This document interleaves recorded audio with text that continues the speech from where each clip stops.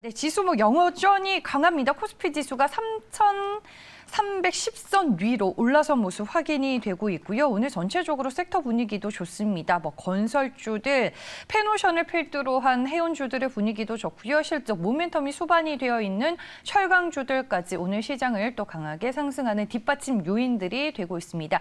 그렇다면 지금 오전장을 지배하고 있는 주요 업종과 좀 특징적인 종목들은 어떤 것들이 있는지 본격적으로 얘기를 들어보도록 하겠습니다. 지금부터는 레몬 리서치 김민수 대표와 함께하겠습니다. 안녕하세요. 안녕하십니까. 네, 철강주 얘기부터 할까요? 네, 뭐 시키면 해야죠. 네, 시장 분위기 금요일인데 괜찮습니다. 이제 네. 또 안착하는 분위기로 가면서 2분기 실적 동향들이 확인되지 않나 생각되는데 철강주 얘기할 때 가장 먼저 체크해야 될 게 이번에 미국의 인프라 투자죠. 이쪽에 대해서 확정이 됐다는데 무게를 둬야 되는데 이제 여기서 중요한 게 기존의 내용과 얼만큼 바뀌었느냐 이 부분을 확인하셔야 될 것 같습니다. 네, 이 부분이 자세히 보게 되면은 한 1조 달러다 보니까 반 깎였죠. 네, 여기서 나오는 분위기가 원래 재정 지출을 늘리게 되면 달러가 약세로, 그러니까 지금 해당국 통화가 약세로 가야 되는데 강세로 갑니다. 그렇다는 얘기는 금액도 줄었고 세금 인상도 없고 그러다 보니까 결국엔 물가가 또 올라갈 것 같습니다. 그만큼 금리 인상 시기에는 더 가까워지고 있다는 쪽을 더 염두를 하셔야 될 것 같고요. 그밖에 또 내일 내용을 보게 되면은 물류 쪽이 상당 부분 많이 차지하고 있습니다. 그렇다는 얘기는 철도부터 도로, 노후된 인프라, 쉽게 얘기하면 노가다죠. 이쪽에 대해서 계속 신경 쓰겠다고 하게 되면 실업률 이제 끌어올리겠다는 얘기겠죠. 그런 실업률을 더 안정시키겠다는 얘기겠죠. 이쪽으로 보게 되면 또 물가에 대한 흐름은 금리 인상 쪽은 조금 더 다가오고 있다. 이런 쪽으로 봐야 될 것 같고요. 게다가 또 하나 전기차 쪽이 의외로 많이 줄었습니다. 그러다 보니까 이쪽과 관련된 쪽은 생각보다 보조금이 많이 줄겠구나라는 쪽인데 결론적으로 봤을 때 이 ISOC 투자에 대한 비중이 훨씬 더 커졌다는 얘기는 그러면 들어가는 소재 쪽에 대한 기대감이 커졌겠죠. 그런 쪽에서 철강주도 하나의 중요한 이와 관련된 수혜 쪽이다라고 보시면 될 것 같은데 그중에서 아직 시장에서 크게 반응은 안 하고 있지만 아마 강관 쪽 같은 경우도 수출 들어가는 강관 쪽에 대한 분위기도 많이 바뀔 수 있겠다라고 보여지고 있는데 오늘은 일단 어제에 이어서 포스코 강판만 강한 모습들로 나오고 있는데 아마 이게 점점 확산되리라고 생각됩니다. 그런 쪽으로 봤을 때는 2분기 실적 기대감 가장 높은 섹터 중에 하나라고 보시면 될 것 같고요. 네. 그런 쪽에서 어제는 동국제강이 움직였으면 철근 쪽의 강자 대한제강도 충분히 갈 때가 됐다라고 바라보고 있고요. 그중에 하나 요즘에 눈에 띄는 종목 중에 하나가 NI스틸입니다. 이 회사 같은 경우 리스 산업을 하고 있는데 또 파일도 있죠. 이쪽과 함께 리스 산업 쪽도 오히려 수요가 많이 늘어나는 분위기 나오게 되면 좀 잊혀진 쪽의 분위기 쪽에서 NI스틸도 한번 움직여야 될 때가 아닌가 생각되고 있습니다. 네, 알겠습니다. 실적 시즌이 다가오면서 실적에 대한 모멘텀이 상당히 강화해지고 있는 게 또 이 철강 섹터인데 미국의 인프라 정책과 관련된 모멘텀까지 더해질 수 있다라고 얘기를 해주셨고요. 종목은 대한제강 그리고 NI스틸을 철강주 내에서 눈여겨보자라고 팁을 주셨습니다. 다음 특징적으로 볼 만한 업종과 섹터 뭐가 있을까요? 네, 어제에 이어서 오늘도 들썩이는 모습들이 확인되지만 이런 쪽으로 봤을 때도 자동차 부품주 계속 예고 드렸었죠. 하반기에 아마 자동차 부품주는 주도 섹터가 될 가능성이 높은 흐름이라고 바라보면서 최근에 나오는 쪽이 좀 미국에서도 좀 특이한 게 테슬라도 강세로 가고 있고 GM과 포드가 다 강세로 가고 있습니다. 그렇다는 얘기는 시장이 물론 전기차 보조금이 줄어든다고 하더라도 시장이 미국 중심으로 확대될 것이라는 기대감 때문에 이런 전기차와 관련된 쪽의 변화 요인들이 계속 시장에서 중요한 흐름으로 자리 잡고 있다고 봐야 될 것 같고요.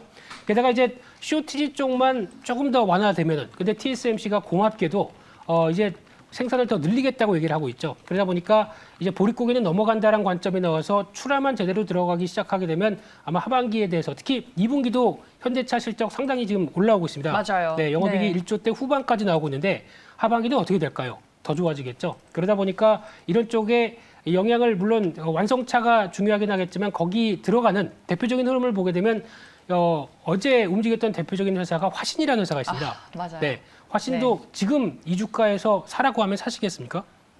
근데 올해 나올 실적 대비해서 PR 8배 수준입니다.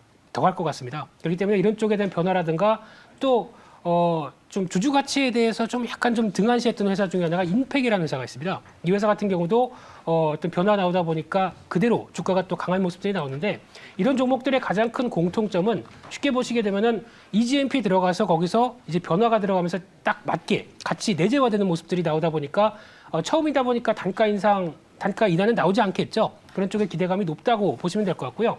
그중에서 오늘은 지난번에 강조드렸던 종목 한국 큐빅은 또 오늘 급등하죠. 네. 컬핏이라고 해서 자동차 내에 들어가는 내장재 쪽에 곡선을 처리하는 회사다라고 소개시켜드렸는데 메타버스 쪽 아닙니다. 네. 예, 이쪽이 더 중요합니다. 네. 이쪽의 주가도 강한 상황들인데 그와 함께 또 강조드렸던 뭐 코프라라든가 그리고 또 한국 프렌즈에 대해서도 언급을 좀 드렸었죠. 맞아요. 네, 그리고 함께 평화산업이라고 하는 PHA 같은 경우도 실적 자산 대비 상당히 쌉니다. 이런 종목들이 완성차가 나가면서 그동안의 저평가를 충분히 해소할 수 있겠다라고 하게 되면 이런 하반기에 변화가 나올 섹터들은 미리미리 관심 있게 보자 이렇게 말씀드리겠습니다. 네, 자동차 부품 쪽에서도 아직 기회가 많은 종목들이 있다. 같이 공부를 한번 해보자라고 말씀을 해주셨고 오늘 이제 언급해 주셨던 종목들을 여러분 시장 색깔과 함께 잘 지켜보시길 바라겠습니다.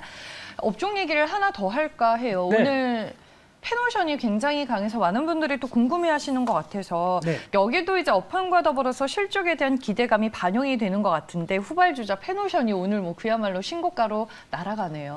네, 네. 패노션도 뷰가 살짝 바뀌기 시작한 게 네. 2분기 실적 추정치가 어마무시하게 올라가기 시작합니다. 네. 그렇다는 얘기는 일단 BDI 지수가 저렇게 움직였는데 패노션 자체가 실적이 그렇게 안 나왔을 리가 없겠죠. 그러다 보니까 이에 따른 변화가 그대로 이어진다라는 관점 쪽에서 해운주도 바라봐야 될 것 같고요. 그렇게 되면은 아마 해운주 쪽의 변화가 이제 물류 관련된 쪽으로 다 영향을 끼친다라는 쪽으로 봤었을 때 가장 먼저 해운주를 필두로 해서 나오는 여러 가지 운임과 또 항만 서비스의 변화까지 생각하게 되면은 대표적으로 이와 연결될 수 있는 게 또 현대 글로비스겠죠. 이쪽의 실적들도 당연히 올라갈 것 같고요. 네. 또 하나 이제 물류 서비스 관련돼서 이제 복합 운송 쪽으로 들어가고 있는 대표적인 회사들이 뭐 한솔 로지스틱스라든가 태웅 로직스 이런 회사들도 실적의 변화가 좀 더 나올 거라고 생각됩니다. 그런 쪽에서 주가가 많이 조정받은 만큼 그런 쪽의 변화도 하나의 투자 아이디어로 확대시켜서 보는 게 맞지 않을까 생각되고 있고요. 물론 HMM도 실적은 괜찮겠죠. 하지만 HMM이 바라보는 거는 자꾸 산업은행 관련된 부분들을 얘기를 하고 있는데 이거 시장에 그냥 안 나옵니다. 블록들이나 이런 식으로 네. 나올 텐데 지금 나오고 있는 실적 흐름들 동향을 봤을 때 뭐 할인이 크게 될 가능성도 전혀 많이 없다고 생각되고 있고요. 그렇기 때문에 HMM도 관심 있게 봐야 될 대표적인 흐름이라고 생각됩니다. 네, 알겠습니다. 해운주까지 저희가 업종과 섹터 얘기는 여기까지 해보겠습니다. 특징주로 한 종목 볼 텐데 이마트입니다. 전날 이마트가 이베이 코리아의 지분 80%를 3조 4,400억 원에 인수한다라는 공시가 장마감 후에 나왔습니다. 오늘 굉장히 세게 출발을 했습니다. 시장에서는 불확실성 해소와 더불어서 긍정적인 시너지 효과를 좀 기대하는 듯 했는데 현재 2%대까지 상승폭이 많이 줄어들었거든요, 대표님. 네. 이런 때는 보통 그렇죠. 네. 호재 나오고 다 알려진 호재가 확정된다라고 했을 때 주가는 당연히 좀 초기에 대비해서 전강 후약 쪽으로 나올 수밖에 없다라는 거를 염두를 하시면서 네. 대응하시는 게 맞지 않나 싶은데 일단 이마트 같은 경우는 많이 커질 수 있습니다. 당연히 이베이 코리아 특히 이베이 코리아가 가격이 적정했느냐 이 부분은 논외로 하겠습니다. 개인적으로는 네. 조금 좀 비쌀 수도 비싼 있는 감이 없지 않나 있기 있다. 때문에 네. 이 부분을 이제 얼만큼 앞으로 시너지를 잘 내서 온라인과 오프라인을 특히 이마트의 오프라인의 강점을 또 쓱닷컴이라고 있죠. 쓱 야구단은 제외하겠습니다. 네, 근데 이쪽과 연결시켜서 나올 수 있는 부분으로 생각하게 되면 시너지에 대한 기대는 상당히 높습니다. 하지만 정비할 시간이 필요하고요. 이게 실적에 반영될 수 있는 시간도 이어지게 되면 아마 제가 보기에는 빠르면 4분기 말 정도부터가 변화가 나오지 않을까 싶기 때문에 조금 시간이 필요하죠. 정리할 시간이. 네. 그런 관점으로 봤을 때 아마 온라인 쪽에 강조를 하고 아마 이베이 쪽을 이제 들어오면서 이제 신세계 시스템으로 다 바꿔야 되겠죠. 이마트 시스템과 바꾸고 그에 따른 여러 가지 전략적 변화를 나온다라고 하게 되면 가장 큰 강점은 신세계 INC가 맞겠다.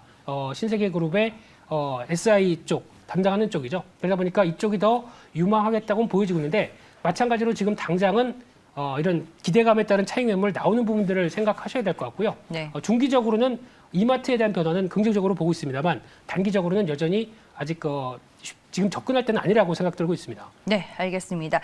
불확실성 해소 측으로 좀 관점이 맞춰지면서 오늘 주가는 세게 시작을 했지만 결국에는 재료 소멸의 성격을 띠면서 상승폭이 많이 반납이 됐습니다. 앞으로 이제 어떤 행보를 보일지가 결국에는 주가 방향성을 결정하는 중요한 요인이 되지 않을까 싶습니다. 네, 이렇게 해서 시장 특징적인 업종과 종목 얘기 오늘 여기까지 듣겠습니다. 지금까지 레몬리서치 김민수 대표와 함께했습니다. 고맙습니다.